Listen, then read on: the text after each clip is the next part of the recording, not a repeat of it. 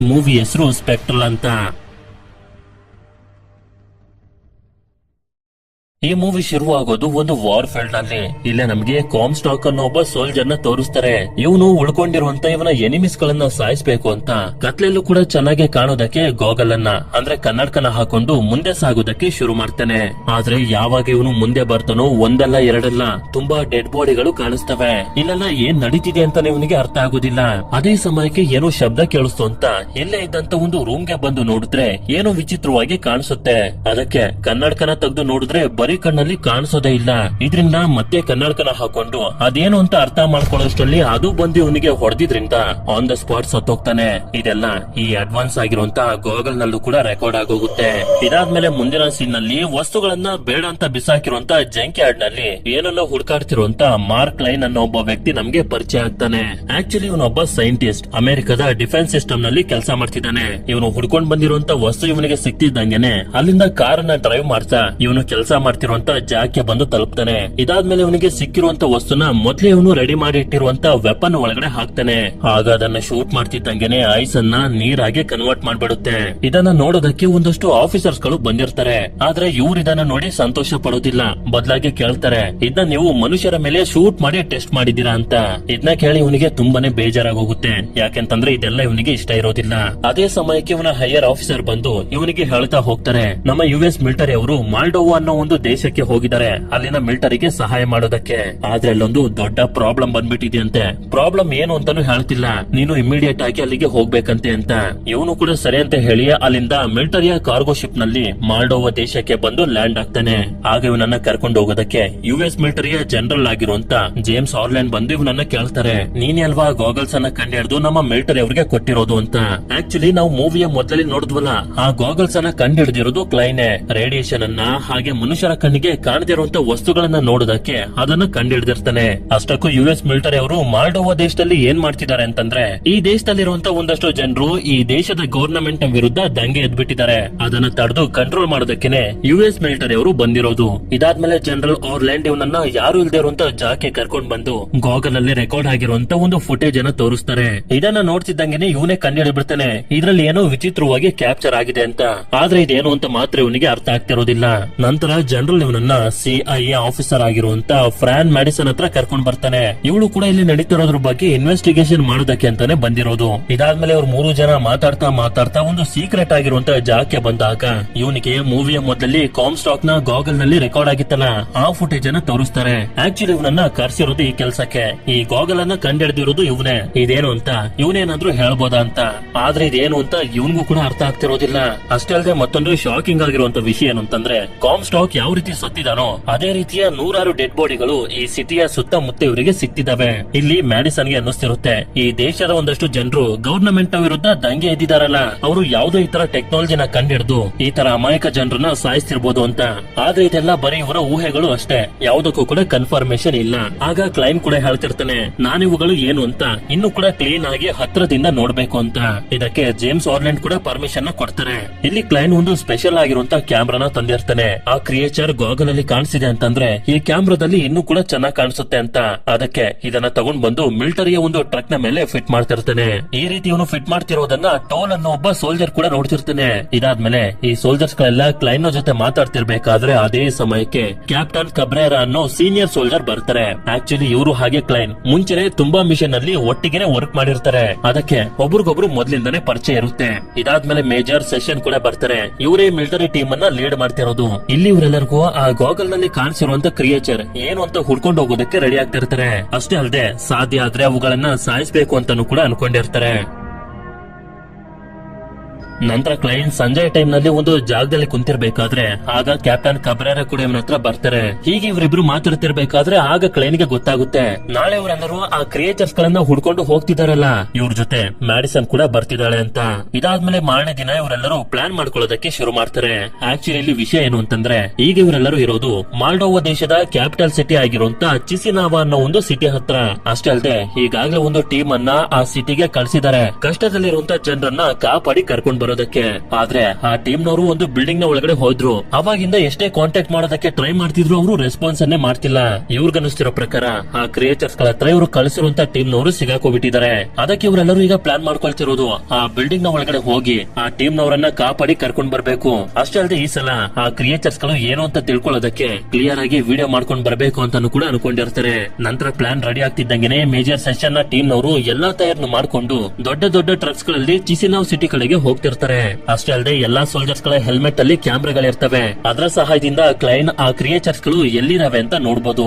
ಆದ್ರೆ ಯಾವಾಗ ಇವರು ಸಿಟಿಯ ಹತ್ತತ್ರ ಬರ್ತಾರೋ ಆಗ್ಲೇ ನಮ್ಗೆ ಗೊತ್ತಾಗೋದು ಈ ಚಿಸಿನಾವ್ ಸಿಟಿ ಸಂಪೂರ್ಣವಾಗಿ ನಾಶ ಆಗಿ ಪಾಳು ಬಿದ್ದೋಗಿದೆ ಅಂತ. ಇದಾದ್ಮೇಲೆ ಇವರು ಈ ಸಿಟಿನ ಎಂಟರ್ ಆಗಿ ಕೊನೆಗೂ ಆ ಬಿಲ್ಡಿಂಗ್ ಹತ್ರ ಬಂದು ತಲುಪ್ತಾರೆ. ನಂತರ ಸೋಲ್ಜರ್ಸ್ ಗಳೆಲ್ಲ ಬಿಲ್ಡಿಂಗ್ ನ ಒಳಗಡೆ ಬಂದು ನಿಧಾನವಾಗಿ ಎಲ್ಲಾ ಕಡೆನೂ ಹುಡುಕಾಡೋದಕ್ಕೆ ಶುರು ಮಾಡ್ತಾರೆ. ಈ ಕಡೆ ಕ್ಲೈನ್ ಹಾಗೆ ಅವನ ಟೀಮ್ ನವರು ಕೂಡ ಟ್ರಕ್ ನ ಒಳಗಡೆನೆ ಕುಂತ್ಕೊಂಡು ಸೋಲ್ಜರ್ಸ್ ಗಳ ಹೆಲ್ಮೆಟ್ ನಲ್ಲಿರುವಂತ ಕ್ಯಾಮ್ರಾದಿಂದ ಎಲ್ಲಾನು ನೋಡ್ತಿರ್ತಾರೆ. ನಂತರ ಸೋಲ್ಜರ್ಸ್ ಗಳಿಗೆ ಒಂದು ಡೋರ್ ಸಿಕ್ಕಿ ಒಳಗಡೆ ಬಂದು ನೋಡಿದ್ರೆ ಒಂದಷ್ಟು ಡೆಡ್ ಬಾಡಿಗಳು ಕಾಣಿಸ್ತವೆ. ಅಷ್ಟೇ ಅಲ್ಲದೆ ಇವ್ರಾಗ್ಲೇ ಒಂದು ಟೀಮ್ ಅನ್ನ ಇಲ್ಲಿಗೆ ಕಳಿಸಿದ್ರಲ್ಲ, ಆ ಟೀಮ್ ನಲ್ಲಿದ್ದಂತ ಸೋಲ್ಜರ್ಸ್ ಗಳ ಡೆಡ್ ಬಾಡಿಗಳು ಕೂಡ ಇರ್ತವೆ. ಅದಕ್ಕೆ ಇವರೆಲ್ಲ ಎರಡು ಟೀಮ್ ಆಗಿ ಹುಡ್ಕೋದಕ್ಕೆ ಶುರು ಮಾಡ್ತಾರೆ. ಒಂದು ಟೀಮ್ ಟಾಪ್ ಫ್ಲೋರ್ ಗೆ ಬಂದ್ರೆ ಇನ್ನೊಂದು ಟೀಮ್ 5ನೇ ಫ್ಲೋರ್ ನಲ್ಲಿ ಹುಡುಕ್ತಿರ್ತಾರೆ. ಆದ್ರೆ ಅದೇ ಸಮಯಕ್ಕೆ 5th ಫ್ಲೋರ್ ನಲ್ಲಿರುವಂತಹ ಸೋಲ್ಜರ್ಸ್ ಗಳಿಗೆ ಒಂದು ಬಾತ್ ಟಬ್ ನ ಕೆಳಗಡೆ ಏನೋ ಡಿಟೆಕ್ಟ್ ಆಗ್ತಿರುತ್ತೆ. ಅದಕ್ಕೆ ಆ ಕ್ರಿಯೇಚರ್ಸ್ ಗಳು ಇರಬೇಕು ಅಂತ ಹೆದರ್ಕೊಂಡೆ ನಿಧಾನವಾಗಿ ಇದ್ರ ಹತ್ರ ಬಂದು ಇದನ್ನ ತೆಗೆದು ನೋಡಿದ್ರೆ ಆಗ್ಲೇ ಅವರು ಕಳಿಸಿದ್ರಲ್ಲ ಮಿಲಿಟರಿಯ ಸೋಲ್ಜರ್ ಗಳ ಟೀಮ್, ಅದರಲ್ಲಿ ಉಳ್ಕೊಂಡಿದ್ದಂತ ಒಬ್ಬ ಸೋಲ್ಜರ್ ಇರ್ತಾನೆ. ಇವನ ಹೆಸರು ಡೇವಿಡ್ ಅಂತ. ನಿನ್ನ ಟೀಮ್ ನವರು ಎಲ್ಲಿದ್ದಾರೆ ಅಂತ ಕೇಳಿದಾಗ ಇವನು ಕೂಡ ಹೇಳ್ತಾನೆ ಯಾರು ಕೂಡ ಬದುಕಿಲ್ಲ, ಎಲ್ಲರೂ ಸತ್ತೋಗಿದ್ದಾರೆ ಅಂತ. ಅದೇ ಸಮಯಕ್ಕೆ ಸೀನ್ ಟಾಪ್ ಫ್ಲೋರ್ ನಲ್ಲಿ ಹುಡುಕಾಡ್ತಿರುವಂತ ಸೋಲ್ಜರ್ ಗಳ ಕಡೆಗೆ ಸೀನ್ ಶಿಫ್ಟ್ ಆದಾಗ ಇಲ್ಲಿಗೆ ಮೊದಲೇ ಬಂದು ತಲುಪಿದಂತ ಟೀಮ್ ಇರುತ್ತಲ್ಲ, ಅದರಲ್ಲಿದ್ದಂತ ಎಲ್ಲಾ ಸೋಲ್ಜರ್ಸ್ ಗಳು ಸತ್ತೋಗಿರ್ತಾರೆ. ಅದೇ ಸಮಯಕ್ಕೆ ಇದೇ ಜಾಗದಲ್ಲಿ ಒಂದು ಕಡೆ ಆ ಕ್ರಿಯೇಚರ್ ಇವರಿಗೆ ಕಾಣಿಸುತ್ತೆ. ಇದರಿಂದ ಈ ಸೋಲ್ಜರ್ ಅದಕ್ಕೆ ಶೂಟ್ ಮಾಡೋದಕ್ಕೆ ನೋಡಿದ್ರೆ ಅದಕ್ಕೆ ಏನು ಆಗೋದಿಲ್ಲ, ಬದಲಾಗಿ ಇವನನ್ನೇ ಸಾಯಿಸ್ಬಿಡುತ್ತೆ. ಅಷ್ಟೇ ಅಲ್ಲದೆ ಮಿಕ್ಕ ಸೋಲ್ಜರ್ಸ್ ಗಳು ರೆಡಿ ಆಗೋಷ್ಟರಲ್ಲಿ ಈ ಫ್ಲೋರ್ ನಲ್ಲಿದ್ದಂತ ಎಲ್ಲಾ ಸೋಲ್ಜರ್ಸ್ ಗಳನ್ನು ಆ ಕ್ರಿಯೇಚರ್ ಸಾಯಿಸ್ಬಿಡುತ್ತೆ. ಅದಕ್ಕೆ 5th ಫ್ಲೋರ್ ನಲ್ಲಿರುವಂತ ಮೇಜರ್ ಸೆಷನ್ ನ ಟೀಮ್ ನವರು ಡೇವಿಡ್ ನ ಕರ್ಕೊಂಡು ಕಿಟಕಿಯ ಸಹಾಯದಿಂದ ಹೊರಗಡೆ ಹೋಗೋದಕ್ಕೆ ನೋಡ್ತಿರ್ತಾರೆ. ಈ ಕಡೆ ಕ್ಲೈಂಟ್ ಕೂಡ ಕ್ಯಾಮ್ರಾದ ಸಹಾಯದಿಂದ ಆ ಕ್ರಿಯೇಚರ್ ನ ನೋಡಿದಾಗ ಇವನು ಶಾಕ್ ಆಗೋಗ್ತಾನೆ. ಯಾಕೆಂತಂದ್ರೆ ಇವನಿಗೆ ಕ್ಲಿಯರ್ ಆಗಿ ಕಾಣಿಸ್ತಿರುತ್ತೆ ಆ ಕ್ರಿಯೇಚರ್ ಮನುಷ್ಯರ ರೀತಿನೇ ಕಾಣಿಸ್ತಿರುತ್ತೆ. ನಂತರ ಕ್ಯಾಪ್ಟನ್ ಕಬ್ರೇರ ಹೊರಗಡೆ ಬಂದು ಒಂದು ರಾಕೆಟ್ ಲಾಂಚರ್ ಇಂದ ಅದನ್ನ ಶೂಟ್ ಮಾಡೋದಕ್ಕೆ ನೋಡ್ತಾನೆ. ಆದ್ರೆ ಅದಕ್ಕೆ ಏನು ಆಗೋದಿಲ್ಲ, ಕ್ಯಾಪ್ಟನ್ ಕಬ್ರೇರನ್ನೇ ಸಾಯಿಸ್ಬಿಡುತ್ತೆ. ಅದಕ್ಕೆ ತಪ್ಪಿಸ್ಕೊಂಡು ಬಂದಿರುವಂತ ಮೇಜರ್ ಸೆಷನ್ ನ ಟೀಮ್ ನವರು ಡೇವಿಡ್ ನು ಕೂಡ ಕರ್ಕೊಂಡು ಟ್ರಕ್ ನ ಒಳಗಡೆ ಬರ್ತಾರೆ. ಹಾಗೆ ಮೊದಲು ಇಲ್ಲಿಂದ ಹೋಗ್ಬೇಕು ಅಂತ ಟ್ರಕ್ ನಲ್ಲಿ ಹೋಗ್ತಿರ್ಬೇಕಾದ್ರೆ ಇವರ ಟ್ರಕ್ ಗಳು ಲ್ಯಾಂಡ್ ಮೈನಿಂಗ್ ಬಾಂಬ್ ಗಳ ಮೇಲೆ ಹೋಗಿದ್ರಿಂದ ಬ್ಲಾಸ್ಟ್ ಆಗೋಗುತ್ತೆ. ಸ್ವಲ್ಪ ಹೊತ್ತಿನ ನಂತರ ನೋಡಿದ್ರೆ ಆಗ್ಲೇ ಅವ್ರಿಗೆ ಸಿಕ್ಕಿದ್ನಲ್ಲ ಡೇವಿಡ್, ಅವನು ಈ ಆಕ್ಸಿಡೆಂಟ್ ನಲ್ಲಿ ಸತ್ತೋಗಿರ್ತಾನೆ. ಸರಿ ಅಂತ ಮಿಕ್ಕವರೆಲ್ಲರೂ ಹೊರಗಡೆ ಬರ್ತಾರೆ. ಹಾಗೆ ಕ್ಲೈಂಟ್ ಕೂಡ ಇವರ ಕ್ಯಾಮ್ರಾನ ತಗೊಂಡು ಮೊದಲು ಸೇಫ್ ಆಗಿರುವಂತ ಜಾಗಕ್ಕೆ ಹೋಗ್ಬೇಕು ಅಂತ ಇವರೆಲ್ಲರೂ ಅಲ್ಲಿಂದ ನಿಧಾನವಾಗಿ ಸಾಕ್ತಾ ಒಂದು ಗೋಡನ್ನ ಒಳಗಡೆ ಬಂದು ಸೇರ್ಕೋತಾರೆ. ಅಷ್ಟೇ ಅಲ್ಲದೆ ಮ್ಯಾಡಿಸನ್ಗೂ ಕೂಡ ಏಟಾಗಿ ಅವಳ ತಲೆಯಲ್ಲಿ ರಕ್ತ ಹೋಗ್ತಿರುತ್ತೆ. ಆದ್ರೆ ಸೀರಿಯಸ್ ಆಗಿರುವಂತ ಗಾಯಗಳಾಗಿರೋದಿಲ್ಲ. ಇಲ್ಲಿ ಇವ್ರು ಯಾರಿಗೂ ಏನು ಅರ್ಥನೇ ಆಗ್ತಿರೋದಿಲ್ಲ, ಏನಕ್ಕೆ ಶೂಟ್ ಮಾಡಿದ್ರು ಆ ಕ್ರಿಯೇಚರ್ ಗೆ ಏನು ಎಫೆಕ್ಟ್ ಆಗ್ಲಿಲ್ಲ ಅಂತ. ಅದಕ್ಕೆ ಕ್ಲೈನ್ ಕೇಳ್ತಾರೆ ನೀನು ಕ್ಯಾಮ್ರಾದಲ್ಲಿ ನೋಡಿದ್ರೆ ನಿನ್ಗೆ ಏನ್ ಕಾಣಿಸ್ತು ಹೇಳು ಅಂತ. ಆಗ ಇವನು ಕೂಡ ಹೇಳ್ತಾನೆ ಆ ಕ್ರಿಯೇಚರ್ಸ್ ಗಳು ನೋಡೋದಕ್ಕೆ ಮನುಷ್ಯರ ರೀತಿನೇ ಕಾಣ್ತಿದ್ದೋ ಅಂತ. ಇದನ್ನ ಕೇಳಿ ಇವ್ರಿಗಂತೂ ಇನ್ನೂ ಕೂಡ ಕನ್ಫ್ಯೂಷನ್ ಆಗೋಗುತ್ತೆ. ಅಷ್ಟೇ ಅಲ್ಲದೆ ಮತ್ತೊಂದು ಪ್ರಾಬ್ಲಮ್ ಏನು ಅಂತಂದ್ರೆ ಇವರ ಗಾಗಲ್ಸ್ ಗಳಲ್ಲಿ ಇದ್ದಂತ ಚಾರ್ಜ್ ಕೂಡ ಖಾಲಿ ಆಗೋಗಿರುತ್ತೆ. ಅಂದ್ರೆ ಈಗ ಆ ಕ್ರಿಯೇಚರ್ಸ್ ಗಳನ್ನ ನೋಡೋದು ತುಂಬಾನೇ ಕಷ್ಟ. ಅದಕ್ಕೆ ಕ್ಯಾಮ್ರಾ ಇದೆಯಲ್ಲ ಅಂತ ಕ್ಯಾಮ್ರಾದ ಸಹಾಯದಿಂದ ಹೊರಗಡೆ ನೋಡಿದ್ರೆ ಅದೇ ತರ ತುಂಬಾ ಕ್ರಿಯೇಚರ್ಸ್ ಗಳು ಹೊರಗಡೆ ನಿಂತಿರ್ತವೆ. ಇದೇ ಸಮಯದಲ್ಲಿ ಒಂದು ವಿಷಯನ ಇವರು ಗಮನಿಸ್ತಾರೆ, ಆ ಕ್ರಿಯೇಚರ್ಸ್ ಗಳು ಕಬ್ಬಿಣದ ವಸ್ತುಗಳನ್ನ ದಾಟಿ ಮುಂದೆ ಬರೋದಕ್ ಆಗ್ತಿರೋದಿಲ್ಲ. ಈ ವಿಷಯ ಯಾರಿಗೂ ಗೊತ್ತಿರೋದ್ರಿಂದಾನೆ ಈ ಬಿಲ್ಡಿಂಗ್ ನ ಸುತ್ತ ಕಬ್ಬಿಣದ ಸಣ್ಣ ಸಣ್ಣ ತುಂಡುಗಳನ್ನ ಹಾಕಿರ್ತಾರೆ. ಅಂದ್ರೆ ಬಿಲ್ಡಿಂಗ್ ನಲ್ಲಿ ನಮ್ಮನ್ನ ಬಿಟ್ಟು ಇನ್ಯಾರು ಇದಾರೆ ಅಂತ ಇವರಿಗೆ ಡೌಟ್ ಬಂದು ಈ ಬಿಲ್ಡಿಂಗ್ ನ ಎಲ್ಲಾ ಕಡೆ ಚೆಕ್ ಮಾಡ್ಕೊಂಡು ಹೀಗೆ ಸಾಕ್ತಾ ಸಾಕ್ತಾ ಮುಂದೆ ಬಂದಾಗ ಒಂದು ಜಾಗದಲ್ಲಿ ಒಂದು ಡೋರ್ ಕಾಣಿಸಿ ಓಪನ್ ಮಾಡೋದಕ್ಕೆ ಹೋದ್ರೆ ಒಳಗಡೆಯಿಂದ ಯಾರೋ ಶೂಟ್ ಮಾಡ್ತಾರೆ. ನಂತರ ಅವರ ಬುಲೆಟ್ ಖಾಲಿ ಆಗ್ತಿದ್ದಂಗೆನೆ ಒಳಗಡೆ ಬಂದು ನೋಡಿದಾಗ ಅವ್ರಿಗೆ ಗೊತ್ತಾಗೋದು ಒಳಗಡೆ ಇದ್ದಿದ್ದು ಇಬ್ರು ಸಣ್ಣ ಮಕ್ಕಳು ಅಂತ. ಆಕ್ಚುಲಿ ಆ ಗನ್ ಇವರ ತಂದೆದು. ಹಾಗೆ ಸೋಲ್ಜರ್ಸ್ ಗಳೆಲ್ಲ ಇಲ್ಲೇ ಇದ್ದಂತ ಒಂದು ಫೋನ್ ಅನ್ನು ಯೂಸ್ ಮಾಡ್ಕೊಂಡು ಇವರ ಮಿಲಿಟರಿ ಬೇಸ್ ಅನ್ನ ಕಾಂಟ್ಯಾಕ್ಟ್ ಮಾಡ್ತಾರೆ. ಇಲ್ಲಿರುವಂತ ಚಿಕ್ಕ ಹುಡುಗನ ಹೆಸರು ಬಾಗ್ಡನ್ ಅಂತ, ಹಾಗೆ ಇವನ ಅಕ್ಕನ ಹೆಸರು ಸಾರಿ. ಹಾಗೆ ಇವರು ಈ ಮಕ್ಕಳನ್ನ ಕೇಳ್ತಾರೆ ಬಿಲ್ಡಿಂಗ್ ನ ಸುತ್ತ ಆ ತರ ಕಬ್ಬಿಣದ ತುಂಡುಗಳನ್ನ ಯಾರು ಹಾಕಿರೋದು ಅಂತ. ಹಾಗೆ ಇವರಿಗೆ ಗೊತ್ತಾಗುತ್ತೆ ಈ ಮಕ್ಕಳ ತಂದೆಗೆ ಗೊತ್ತಿತ್ತು ಕಬ್ಬಿಣಗಳನ್ನ ದಾಟಿ ಆ ಕ್ರಿಯೇಚರ್ಸ್ ಗಳು ಬರೋದಕ್ಕೆ ಆಗೋದಿಲ್ಲ ಅಂತ, ಆದ್ರಿಂದಾನೇ ಹಾಕಿದ್ದು. ಹಾಗೆ ಇನ್ನೊಂದು ವಿಷಯ ಏನು ಅಂತಂದ್ರೆ ಇಲ್ಲಿನ ಲೋಕಲ್ ಜನರು ಆ ಕ್ರಿಯೇಚರ್ಸ್ ಗಳನ್ನ ಅರಾಟಾರೆ ಅಂತ ಕರೀತಾರೆ. ಅವುಗಳು ಯಾವುದೇ ತರದ ಕ್ರಿಯೇಚರ್ಸ್ ಗಳಲ್ಲ, ಬದಲಾಗಿ ಸತ್ತಿರುವಂತ ಮನುಷ್ಯರ ಆತ್ಮಗಳು ಅಂತ ನಂಬಿದ್ದಾರೆ. ಈಗ ನಿಮ್ಮ ತಂದೆಯಲ್ಲಿ ಅಂತ ಕೇಳಿದಾಗ ಸಾರಿ ಕ್ಲೈನ್ ಹಾಗೆ ಮೆಡಿಸನ್ ನ ಒಂದು ಜಾಕೆ ಕರ್ಕೊಂಡ್ ಬರ್ತಾಳೆ. ಇಲ್ಲಿ ನೋಡಿದ್ರೆ ಇವಳ ತಂದೆ ಸತ್ತು ಮಲಗಿರ್ತಾರೆ. ಆ ಕಬ್ಬಿಣದ ವಸ್ತುಗಳನ್ನ ಬಿಲ್ಡಿಂಗ್ ನ ಸುತ್ತ ಹಾಕ್ತಿರ್ಬೇಕಾದ್ರೆ ಆ ಅರಾಟಾರೆ ಕ್ರಿಯೇಚರ್ಸ್ ಗಳು ಬಂದು ಇವರ ತಂದೆನ ಸಾಯಿಸ್ಬಿಟ್ಟಿರ್ತವೆ. ಇಲ್ಲಿ ಅದಕ್ಕಿಂತ ಬೇಜಾರಾಗುವಂತ ವಿಷಯ ಏನು ಅಂತಂದ್ರೆ ಸಾರಿಯ ತಮ್ಮ ಬಾಗ್ಡನ್ಗೆ ಅವನ ತಂದೆ ಸತ್ತೋಗಿರುವಂತ ವಿಷಯ ಗೊತ್ತಿಲ್ಲ, ಹುಷಾರಿಲ್ದೆ ಮಲಗಿದಾನೆ ಅಂತ ಅನ್ಕೊಂಡಿದ್ದಾನೆ. ನಂತರ ಮೇಜರ್ ಸೆಷನ್ ಹಾಗೆ ಇವನ ಸೋಲ್ಜರ್ಸ್ ಗಳೆಲ್ಲ ಸೇರಿ ಹೊರಗಡೆ ಹೇಗ್ ಹೋಗುದು ಅಂತ ಪ್ಲಾನ್ ಮಾಡ್ಕೊತಿರ್ತಾರೆ. ಆದ್ರೆ ಅದೇ ಸಮಯಕ್ಕೆ ಕ್ಲೈನ್ ನೋಡ್ತಾನೆ ಇವರಿರುವಂತ ಜಾಗದ ಸುತ್ತಮುತ್ತ ಬರೀ ಕಬ್ಬಿಣದ ಚೂರುಗಳೇ ಇರ್ತವೆ. ಅಂದ್ರೆ ಇವರೆಲ್ಲರೂ ಸೇಫ್ ಆಗಿ ಹೊರಗಡೆ ಹೋಗೋದಕ್ಕೆ ಒಂದು ಚಾನ್ಸ್ ಇದೆ ಅಂತ. ಅದಕ್ಕೆ ಇವರೆಲ್ಲರೂ ಸೇರಿ ಆ ಕಬ್ಬಿಣದ ಸಣ್ಣ ಸಣ್ಣ ಚೂರುಗಳನ್ನ ಬಾಂಬ್ ಗಳ ಒಳಗಡೆ ಹಾಗೆ ಗ್ರೈಂಡ್ ಗಳ ಒಳಗಡೆ ಹಾಕುತ್ತಿರ್ತಾರೆ. ಇವುಗಳನ್ನ ಅರಾಟರೆ ಕ್ರಿಯೇಚರ್ಸ್ ಗಳ ಹತ್ರ ಬ್ಲಾಸ್ಟ್ ಮಾಡಿದ್ರೆ ಅವುಗಳು ಮುಂದೆ ಬರೋದಕ್ಕಾಗೋದಿಲ್ಲ ಅಂತ.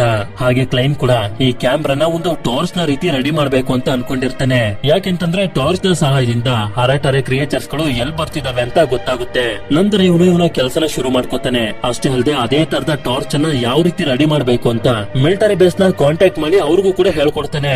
ನಂತರ ಬಾಂಬ್ ಗಳೆಲ್ಲ ರೆಡಿ ಆಗ್ತವೆ, ಹಾಗೆ ಟಾರ್ಚ್ ಕೂಡ ರೆಡಿ ಆಗುತ್ತೆ. ಅದಕ್ಕೆ ಟಾರ್ಚ್ ಅನ್ನ ಕಿಟಕಿಯಿಂದ ಹೊರಗಡೆ ಬಿಟ್ಟಾಗ ಅರಾಟಾರೆಗಳು ಎಲ್ಲೆಲ್ಲಿ ಇದಾವೆ ಅಂತ ಇವರಿಗೆ ಆರಾಮಾಗಿ ಕಾಣಿಸ್ಬಿಡುತ್ತೆ. ಅಷ್ಟೇ ಅಲ್ಲದೆ ಅವುಗಳು ಇವ್ರ ಕಡೆಗೇನೆ ಬರ್ತಿರೋದ್ರಿಂದ ಇವರೆಲ್ಲರೂ ಮಕ್ಕಳನ್ನ ಕರ್ಕೊಂಡು ಬಿಲ್ಡಿಂಗ್ ನ ಹಿಂದಿನ ದಾರಿಯಿಂದ ಇಲ್ಲಿಂದ ತಪ್ಪಿಸ್ಕೊಂಡು ನಿಧಾನವಾಗಿ ಹೋಗೋದಕ್ಕೆ ಶುರು ಮಾಡ್ತಾರೆ. ಆದ್ರೆ ಇವರು ಸ್ವಲ್ಪ ದೂರ ಹೋಗ್ತಿದ್ದಂಗೆನೆ ಅರಾಟಾರೆಗಳು ಇಲ್ಲಿಗೆ ಬರ್ತಿರ್ತವೆ. ಅದಕ್ಕೆ ಇವರು ರೆಡಿ ಮಾಡ್ಕೊಂಡಿರುವಂತ ಬಾಂಬ್ ಗಳನ್ನ ಬ್ಲಾಸ್ಟ್ ಮಾಡ್ತಿದ್ದಂಗೆನೆ ಅವುಗಳ ಒಳಗಡೆ ಇದ್ದಂತ ಕಬ್ಬಿಣದ ತುಂಡುಗಳು ಅರಾಟಾರೆಗಳನ್ನ ಮುಂದೆ ಬರೋದಕ್ಕೆ ಬಿಡೋದಿಲ್ಲ. ಹೀಗೆ ಇವರು ತಪ್ಪಿಸ್ಕೊಳ್ಳೋದಕ್ಕೆ ನೋಡ್ತಿದ್ರೆ ಇನ್ನಷ್ಟು ಅರಾಟಾರೆಗಳು ಇವರನ್ನ ಎಷ್ಟು ಭಯಂಕರವಾಗಿ ಫಾಲೋ ಮಾಡ್ತಿರ್ತವೆ ಅಂತಂದ್ರೆ ಕಬ್ಬಿಣದ ಚೂರುಗಳು ಇಲ್ಲದೆ ಇದ್ದಿದ್ರೆ ಇವ್ರು ಯಾರು ಕೂಡ ಬದುಕ್ತಿರ್ಲಿಲ್ಲ. ಹೀಗೆ ಆ ಬಾಂಬ್ ಗಳನ್ನ ಬ್ಲಾಸ್ಟ್ ಮಾಡ್ತಾ ಮಾಡ್ತಾ ಅರಾಟಾರೆಗಳನ್ನ ಸ್ಟಾಪ್ ಮಾಡಿ ತುಂಬಾ ಕಷ್ಟಪಟ್ಟು ಸಿಟಿಯ ಮಧ್ಯೆ ಇರುವಂತ ಜಾಗಕ್ಕೆ ಬಂದಾಗ ಇಲ್ಲೊಂದು ಬಸ್ ಇರುತ್ತೆ. ಅದಕ್ಕೆ ಒಳಗಡೆ ಬರ್ತಾರೆ. ಆದ್ರೆ ಕ್ಲೈನ್ ರೆಡಿ ಮಾಡಿರುವಂತ ಟಾರ್ಚ್ ಕೂಡ ಹಾಳಾಗೋಗಿರುತ್ತೆ. ಅಂದ್ರೆ ಇವರಿಗೆ ಈಗ ಅರಾಟಾರೆಗಳನ್ನ ನೋಡೋದಕ್ಕೆ ಸಾಧ್ಯನೇ ಇಲ್ಲ. ಇವಾಗ ಏನ್ ಮಾಡೋದು ಅಂತ ಇವರೆಲ್ಲರೂ ತುಂಬಾನೇ ಟೆನ್ಷನ್ ಮಾಡ್ಕೊಳ್ತಿರ್ಬೇಕಾದ್ರೆ ಅದೇ ಸಮಯಕ್ಕೆ ಇವ್ರ ಕಡೆಗೆ ಏನೋ ಬರ್ತಿರುವಂತ ಶಬ್ದಗಳು ಕೇಳಿಸ್ತವೆ. ನೋಡಿದ್ರೆ ಬೇರೆ ಏನು ಅಲ್ಲ, ಮಿಲಿಟರಿಯ ಟ್ಯಾಂಕ್ ಗಳು. ಇವರು ಕೂಡ ಅದೇ ತರದ ಒಂದು ಟಾರ್ಚ್ ಅನ್ನ ರೆಡಿ ಮಾಡ್ಕೊಂಡು ಬಂದಿರ್ತಾರೆ. ಇದರಿಂದ ಸುತ್ತಮುತ್ತ ಇರುವಂತ ಅರಾಟಾರೆಗಳು ಕಾಣಿಸ್ತವೆ. ಆದ್ರೆ ಇವರಿಗೆ ಗೊತ್ತಿರೋದಿಲ್ಲ ಮಾಮೂಲಿ ಬುಲೆಟ್ ಇಂದ ಅವುಗಳಿಗೆ ಏನು ಮಾಡೋದಕ್ಕಾಗೋದಿಲ್ಲ ಅಂತ ಅಟ್ಯಾಕ್ ಮಾಡೋದಕ್ಕೆ ಶುರು ಮಾಡ್ಬಿಡ್ತಾರೆ. ಇದರಿಂದ ಅವುಗಳು ಸೋಲ್ಜರ್ಸ್ ಗಳನ್ನೆಲ್ಲ ಸಾಯಿಸೋದಕ್ಕೆ ಶುರು ಮಾಡ್ಬಿಡ್ತವೆ. ಈ ವಿಷಯ ಗೊತ್ತಿರುವಂತ ಕ್ಲೈನ್ ಹಾಗೆ ಅವನ ಟೀಮ್ ನವರೆಲ್ಲ ಒಂದು ಜಾಗದಲ್ಲಿ ಬಚ್ಚಿಟ್ಕೊಂಡ್ಬಿಟ್ಟಿರ್ತಾರೆ. ಅದೇ ಸಮಯಕ್ಕೆ ನೋಡಿದ್ರೆ ಅರಾಟಾರೆಗಳು ಲೈಟ್ ಇರುವಂತ ಆ ಟ್ಯಾಂಕ್ ಅನ್ನೇ ನಾಶ ಮಾಡ್ತಿರ್ತವೆ. ಆದ್ರೆ ಇಷ್ಟೊತ್ತಿಗೆ ಸಾರಿಯ ತಮ್ಮ ಬಾಗ್ಡಾನ್ ಎಲ್ಲೋ ಮಿಸ್ ಆಗ್ಬಿಟ್ಟಿರ್ತಾನೆ. ಯಾಕೆಂತಂದ್ರೆ ಬಿದ್ದೋಗಿರುವಂತ ಇವನ ಡಾಲರ್ ಅನ್ನ ಇವನು ಎತ್ಕೊಳ್ಳೋದಕ್ಕೆ ಬಂದಾಗ ಅಷ್ಟೊತ್ತಿಗೆ ಅರಾಟಾರೆಗಳು ಇವನನ್ನ ಸಾಯಿಸ್ಬಿಡ್ತವೆ. ಇದರಿಂದ ಎಲ್ಲರಿಗೂ ತುಂಬಾನೇ ಬೇಜಾರಾಗೋಗುತ್ತೆ. ಅದೇ ಸಮಯಕ್ಕೆ ಒಂದು ಹೆಲಿಕಾಪ್ಟರ್ ಕೂಡ ಬರುತ್ತೆ. ಅರಾಟಾರೆಗಳು ಇವ್ರ ಹತ್ರ ಬರೋದಕ್ಕೆ ಟ್ರೈ ಮಾಡ್ತಿರ್ಬೇಕಾದ್ರೆ ಕ್ಲೈನ್ ಇವನ ಹತ್ರ ಇರುವಂತ ಬಾಂಬ್ ಗಳನ್ನ ಬ್ಲಾಸ್ಟ್ ಮಾಡ್ತಿದ್ದಂಗೆನೆ ಕಬ್ಬಿಣದ ಚೂರುಗಳು ಅವುಗಳನ್ನ ಮುಂದೆ ಬರೋದಕ್ಕೆ ಬಿಡೋದಿಲ್ಲ. ಇದೇ ಸಮಯ ಉಪಯೋಗಿಸ್ಕೊಂಡು ಕ್ಲೈನ್ ಹಾಗೆ ಅವನ ಟೀಮ್ ನವರೆಲ್ಲ ಹೆಲಿಕಾಪ್ಟರ್ ನಲ್ಲಿ ಸಿಟಿನೇ ಬಿಟ್ಟು ಹೋಗ್ತಿರ್ತಾರೆ. ಅದೇ ಸಮಯಕ್ಕೆ ಜನರಲ್ ಕೂಡ ಕಾಲ್ ಮಾಡಿ ಹೇಳ್ತಾರೆ, ನೀವು ಬೇಸ್ ಕಡೆಗೆ ಬರೋದಕ್ಕೆ ಹೋಗ್ಬೇಡಿ, ಬಂಕರ್ ಕಡೆಗೆ ಹೋಗಿ ಅಂತ. ನಂತರ ಹೆಲಿಕಾಪ್ಟರ್ ಜನರಲ್ ಹೇಳಿರುವಂತ ಬಂಕರ್ ಹತ್ರನೇ ಇವರೆಲ್ಲರನ್ನು ಬಿಟ್ಟು ಹೋಗುತ್ತೆ. ನೋಡಿದ್ರೆ ಬಂಕರ್ ಹತ್ರ ಮಾಲ್ಡೋವಾ ದೇಶದ ಮಿಲಿಟರಿ ಅವರು ಇರ್ತಾರೆ. ಹಾಗೆ ಒಳಗಡೆ ಬಂದಾಗ್ಲೇ ಗೊತ್ತಾಗೋದು ಸಿಟಿಲಿ ಬದುಕಿರುವಂತ ಅಲ್ಪ ಸ್ವಲ್ಪ ಜನರೆಲ್ಲರೂ ಇದೇ ಜಾಗದಲ್ಲಿ ಸೇಫ್ ಆಗಿದ್ದಾರೆ ಅಂತ. ಇದಾದ್ಮೇಲೆ ಗಾಯ ಹಾಕಿರುವಂತ ಸಾರಿಗೆ ಟ್ರೀಟ್ಮೆಂಟ್ ಅನ್ನು ಕೊಡ್ತಿರ್ಬೇಕಾದ್ರೆ ಆಗ ಇವಳು ಒಂದು ವಿಷಯನ ಇವರಿಗೆ ಹೇಳ್ತಾಳೆ. ನನ್ ತಂದೆ ಮೊದಲು ಮಸಾರಾವ್ ಅನ್ನೋ ಒಂದು ಜಾಗದಲ್ಲಿ ಕೆಲಸ ಮಾಡ್ತಿದ್ರು. ಈ ಅರಾಟರೆ ಕೇಸ್ಗಳು ಸ್ಟಾರ್ಟ್ ಆಗಿದೆ ಅಲ್ಲಿಂದ. ಇದರಿಂದ ನನ್ನ ತಂದೆಗೆ ಅವುಗಳ ಬಗ್ಗೆ ಮೊದ್ಲಿಂದಾನೇ ಗೊತ್ತಿತ್ತು ಅಂತ. ಆದ್ರೆ ಅದೇ ಸಮಯಕ್ಕೆ ಬಂಕರ್ನ ಸುತ್ತಮುತ್ತ ಏನೋ ಲ್ಯಾಂಡ್ ಆಗುವಂತ ಶಬ್ದಗಳು ಕೇಳಿಸ್ತವೆ. ಇದರಿಂದ ಎಲ್ಲರೂ ರೆಡಿ ಆಗಿ ಕುಂತ್ಕೋತಿದ್ದಂಗೆನೆ ಡೋರ್ ಓಪನ್ ಆಗುತ್ತೆ. ನೋಡಿದ್ರೆ ಜನರಲ್ ಅವ್ರ ಜೊತೆ ಒಂದಷ್ಟು ಜನರನ್ನ ಕಾಪಾಡ್ಕೊಂಡು ಕರ್ಕೊಂಡ್ ಬಂದಿರ್ತಾರೆ. ಯಾಕೆಂತಂದ್ರೆ ಬೇಸ್ ಮೇಲೂ ಕೂಡ ಅರಾಟರೆಗಳು ಅಟ್ಯಾಕ್ ಮಾಡ್ಬಿಟ್ಟಿರ್ತವೆ. ಅಷ್ಟೇ ಅಲ್ಲದೆ ಹೇಗೋ ಮಾಡಿ ಉಳ್ಕೊಂಡಿದ್ದಂತ ವೆಪನ್ಸ್ ಗಳನ್ನು ಕೂಡ ಇವರು ಹೆಲಿಕಾಪ್ಟರ್ ಇಂದ ತಗೊಂಡ್ ಬಂದಿರ್ತಾರೆ. ಈಗ ಇವರೆಲ್ಲರಿಗೂ ಆ ಅರಾಟರೆಗಳ ಬಗ್ಗೆ ಏನಂದ್ರೆ ಏನು ಕೂಡ ಗೊತ್ತಿಲ್ಲ. ಅವುಗಳೆಲ್ಲ ಎಲ್ಲಿಂದ ಬಂದಿದ್ದಾವೆ, ಅವುಗಳನ್ನ ನಾಶ ಮಾಡೋದು ಹೇಗೆ, ಕೊನೆಗೆ ತಪ್ಪಿಸ್ಕೊಂಡು ಹೋಗೋಣ ಅಂತಂದ್ರೆ ಅದಕ್ಕೂ ಕೂಡ ಸಾಧ್ಯ ಆಗ್ತಿಲ್ಲ. ಅದಕ್ಕೆ ಎರಡು ಕಾರಣಗಳು ಇದಾವೆ. ಮೊದಲನೇದು ಹೆಲಿಕಾಪ್ಟರ್ ಗಳಲ್ಲಿ ಇವರೆಲ್ಲರೂ ಹೋಗೋದಕ್ಕಾಗೋದಿಲ್ಲ. ಇನ್ನೊಂದು ಕಾರಣ ಏನು ಅಂತಂದ್ರೆ ಅಕಸ್ಮಾತ್ ಇವರೆಲ್ಲರೂ ಇಲ್ಲಿಂದ ತಪ್ಪಿಸ್ಕೊಂಡು ಹೋದ್ರು ಕೂಡ ಅರಾಟರಿಗಳು ಎಲ್ಲಾ ಕಡೆನೂ ಹರಡ್ತಾ ಇಡೀ ಪ್ರಪಂಚನೇ ನಾಶ ಮಾಡ್ಬಿಡ್ತವೆ ಅನ್ನೋ ಭಯ ಬೇರೆ ಒಂದ್ ಕಡೆ. ಇದರಿಂದ ಏನ್ ಮಾಡೋದು ಅಂತಾನೆ ಇವರಿಗೆ ಅರ್ಥ ಆಗದೆ ತುಂಬಾನೇ ಕಷ್ಟ ಪಡ್ತಿರ್ಬೇಕಾದ್ರೆ ಆಗ ಕ್ಲೈನ್ ಇವರಿಗೆಲ್ಲರಿಗೂ ಹೇಳ್ತಾ ಹೋಗ್ತಾನೆ, ನಾನು ಅವುಗಳನ್ನ ಕ್ಲಿಯರ್ ಆಗಿ ನೋಡಿ ಎಲ್ಲಾನು ಅಬ್ಸರ್ವ್ ಮಾಡಿದೀನಿ. ಅರಾಟರೆಗಳು ಕಬ್ಬಿಣದ ವಸ್ತುಗಳನ್ನ ದಾಟಿ ಬರೋದಕ್ಕಾಗೋದಿಲ್ಲ. ಹಾಗೆ ಇವರೆಲ್ಲರೂ ಬಿಲ್ಡಿಂಗ್ ನಲ್ಲಿ ಸಿಗಾಕೊಂಡಿದ್ದಂತ ಟೀಮ್ ಅನ್ನ ಕಾಪಾಡೋದಕ್ಕೆ ಹೋದಾಗ ಡೇವಿಡ್ ಒಂದು ಬಾಟ ಲ್ಯಾಪ್ಟಾಪ್ ನ ಕೆಳಗಡೆ ಬಚ್ಚಿಟ್ಕೊಂಡಿದ್ದ ಅವನಿಗೆ ಅವುಗಳು ಏನು ಮಾಡೋದಕ್ಕಾಗ್ಲಿಲ್ವಲ್ಲ. ಅಷ್ಟೇ ಅಲ್ಲದೆ ಮಿಲಿಟರಿಯ ಟ್ಯಾಂಕ್ ಗಳ ಒಳಗಡೆನೂ ಕೂಡ ಅವುಗಳಿಗೆ ಬರೋದಕ್ಕಾಗ್ಲಿಲ್ಲ. ಇದಕ್ಕೆಲ್ಲದಕ್ಕೂ ಉತ್ತರ ಏನು ಅಂತಂದ್ರೆ ಅರಟರೆಗಳು ಮೊದ್ಲಿಂದಾನೇ ಆ ರೀತಿ ಇರ್ಲಿಲ್ಲ. ನನ್ಗನ್ನಿಸ್ತಿರೋ ಪ್ರಕಾರ ಎಕ್ಸ್ಪೆರಿಮೆಂಟ್ ಅನ್ನ ಮಾಡಿ ಮನುಷ್ಯರನ್ನೇ ಆ ರೀತಿ ಕನ್ವರ್ಟ್ ಮಾಡಿರೋದು. ಇದರಿಂದಾನೇ ಅವುಗಳು ನೋಡೋದಕ್ಕೆ ಮನುಷ್ಯರ ರೀತಿನೇ ಕಾಣ್ತಿರೋದು. ಅಷ್ಟೇ ಅಲ್ಲದೆ ಮಾಲ್ಡೋವಾ ದೇಶದಲ್ಲಿ ಮೊದಲು ಒಂದು ಸುದ್ದಿ ಸರ್ಕ್ಯುಲೇಟ್ ಆಗಿತ್ತು. ಮಾಲ್ಡೋವಾ ದೇಶದವರು ಸೀಕ್ರೆಟ್ ಆಗಿ ಒಂದು ವೆಪನ್ ಅನ್ನ ತಯಾರು ಮಾಡ್ತಿದ್ದಾರೆ ಅಂತ. ಅಂದಂಗೆ ಹೇಳಬೇಕು ಅಂತಂದ್ರೆ ಅವರು ತಯಾರು ಮಾಡ್ತಿದ್ದಂತ ವೆಪನ್ ಗಳು ಬೇರೆ ಯಾವ್ದು ಅಲ್ಲ, ಮನುಷ್ಯರನ್ನ ಈ ರೀತಿ ಡೇಂಜರಸ್ ಆಗಿ ಅರಟರೆಯಾಗಿ ಕನ್ವರ್ಟ್ ಮಾಡೋದು. ಈಗ ಸಾರಿಯಿಂದ ಇವರಿಗೆ ಮತ್ತೊಂದು ವಿಷಯನೂ ಗೊತ್ತಾಗಿದೆ. ಮಸರಾವ್ ಅನ್ನೋ ಒಂದು ಜಾಗದಲ್ಲೇ ಈ ಅರಟರೆ ಕೇಸ್ಗಳು ಸ್ಟಾರ್ಟ್ ಆಗಿದ್ದು. ಅಂದ್ರೆ ಎಕ್ಸ್ಪೆರಿಮೆಂಟ್ ಅನ್ನ ಅದೇ ಜಾಗದಲ್ಲಿ ನಡೆಸ್ತಿದ್ರು. ಅದಕ್ಕೆ ನಾವೀಗ ಅಲ್ಲಿಗೆ ಹೋದ್ರೆ ಇದನ್ನೆಲ್ಲ ತಡಿಬಹುದು ಅಂತ ಕ್ಲೈನ್ ಗೆ ಅನ್ನಿಸ್ತಿರುತ್ತೆ.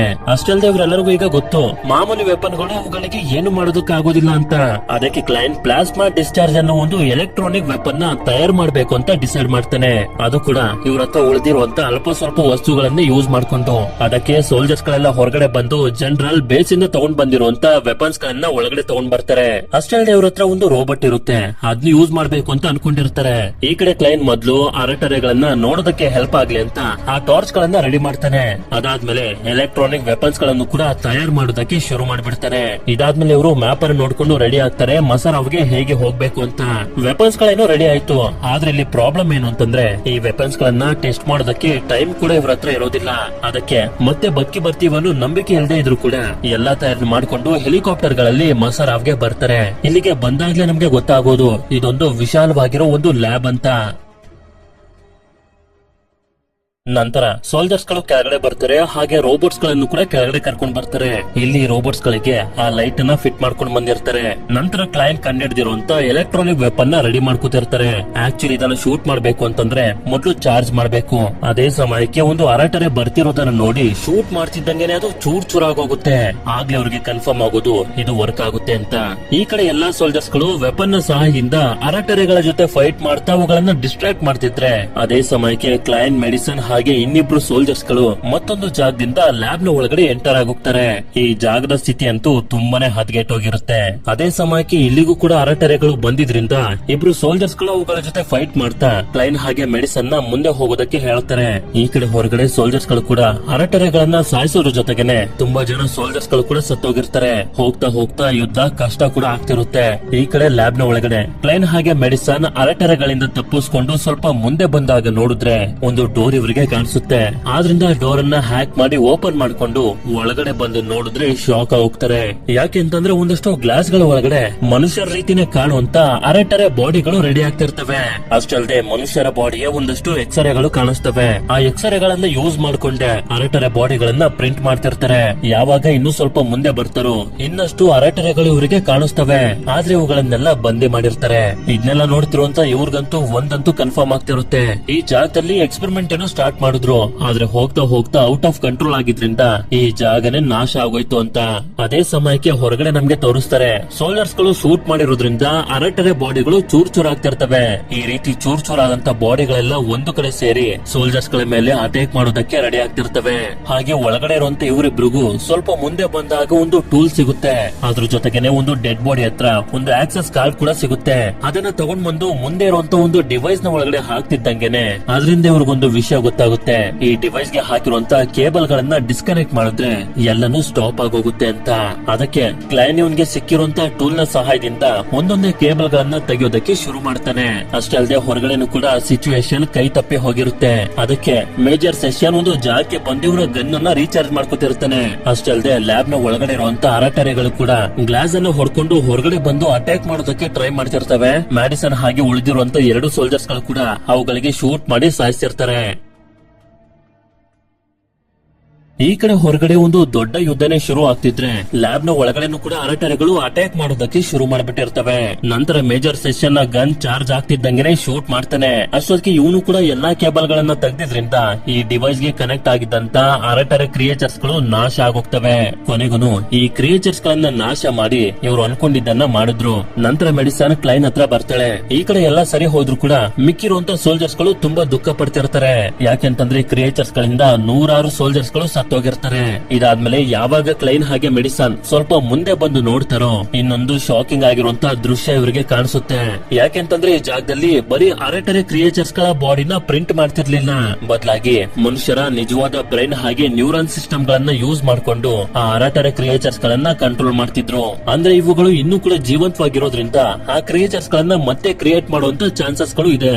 ಅದಕ್ಕೆ ಇವುಗಳಿಗೆ ಕನೆಕ್ಟ್ ಆಗಿರುವಂತಹ ಪವರ್ ಸಪ್ಲೈ ನ ಕಟ್ ಮಾಡಬೇಕು ಅಂತ ಕ್ಲೈಂಟ್ ಡಿಸೈಡ್ ಮಾಡ್ತಾನೆ. ಇಲ್ಲಿ ಇವನಿಗೆ ಎಲ್ಲಾ ತರದ ಚಾನ್ಸಸ್ ಗಳು ಕೂಡ ಇರುತ್ತೆ. ಹೇಗೆ ಇವನು ಈ ಜಾಗದಲ್ಲಿ ನಡೆದಿದ್ನೆಲ್ಲ ಸ್ಟಾಪ್ ಮಾಡದಂತೆ ಈ ಪ್ರಪಂಚಕ್ಕೆ ತೋರಿಸೋದಕ್ಕೆ. ಆದ್ರೆ ಇವನ್ ಮಾತ್ರ ಡಿಸೈಡ್ ಮಾಡ್ತಾನೆ ಈ ಪ್ರಪಂಚಕ್ಕೆ ವಿಷಯ ಗೊತ್ತಾಗಬಾರ್ದು, ಗೊತ್ತಾದ್ರೆ ಬೇರೆ ದೇಶದವರು ಕೂಡ ಇದೇ ರೀತಿ ಮಾಡೋದಕ್ಕೆ ಶುರು ಮಾಡ್ಕೊಬಿಡ್ತಾರೆ ಅಂತ.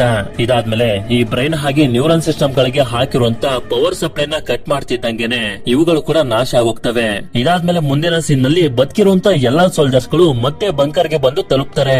ಅಂದ್ರೆ ಈಗ ಮಾಲ್ಡೋವಾ ದೇಶ ಸೇಫ್ ಆಯ್ತು, ಯಾವುದೇ ತರದ ಭಯ ಇಲ್ಲ. ನಂತರ ಜನರಲ್ ಆಗಿರುವಂತ ಜೇಮ್ಸ್ ಆರ್ಲೈನ್ ಬಂದು ಇವನಿಗೆ ಹೇಳ್ತಾನೆ, ನಿನ್ನ ಕೆಲಸ ಆಯ್ತು, ಈಗ ನೀನು ಹೋಗ್ಬೋದು ಅಂತ.